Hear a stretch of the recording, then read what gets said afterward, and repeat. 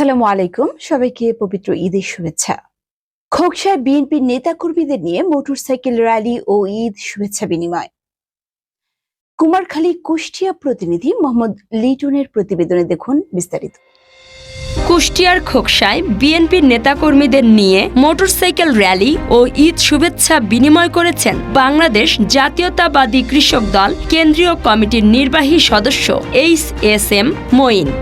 রোববার বিকেলে কুমারখালী উপজেলার মহিষাকল গ্রামে তার নিজ বাসভবন থেকে মোটরসাইকেল র্যালি বের হয়ে বিভিন্ন এলাকা ও মূল শহর প্রদক্ষিণ শেষে খোকসা জানিপুর পাইলট মাধ্যমিক বিদ্যালয় মাঠে গিয়ে শেষ হয়। পরবর্তীতে নেতাকর্মীদের সাথে ঈদ শুভেচ্ছা বিনিময় করেন তিনি।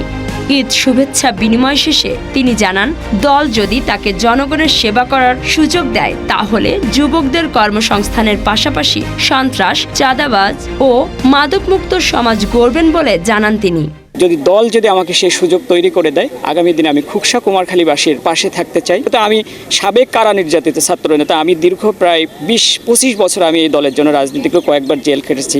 আমি তরুণদের নিয়ে কাজ করতে চাই এবং আমার এই এলাকা অনেকটা অবহেলিত, ঠিক আছে। আমি এখানে তরুণ প্রজন্মের জন্য কর্মসংস্থানের ব্যবস্থা করতে চাই, এলাকার মানুষ যাতে সুখে শান্তিতে থাকে সেটার ব্যবস্থা করতে চাই। এবং আমাদের এই অত্র অঞ্চল কিন্তু সন্ত্রাসীদের একটা কিছু বিষয় আছে যেগুলো আমি মনে করেন যে সমাজ থেকে চিরতরে শেষ করে দিতে চাই। যারা সমাজে শোষণ করে, মানুষের কাছে চাঁদাবাজি করে, ঠিক আছে, আমি এই ধরনের মানুষগুলোকে আমি এই সমাজ থেকে একেবারে বিচ্ছিন্ন করে দিতে চাই, মাদকমুক্ত সমাজ গড়তে চাই।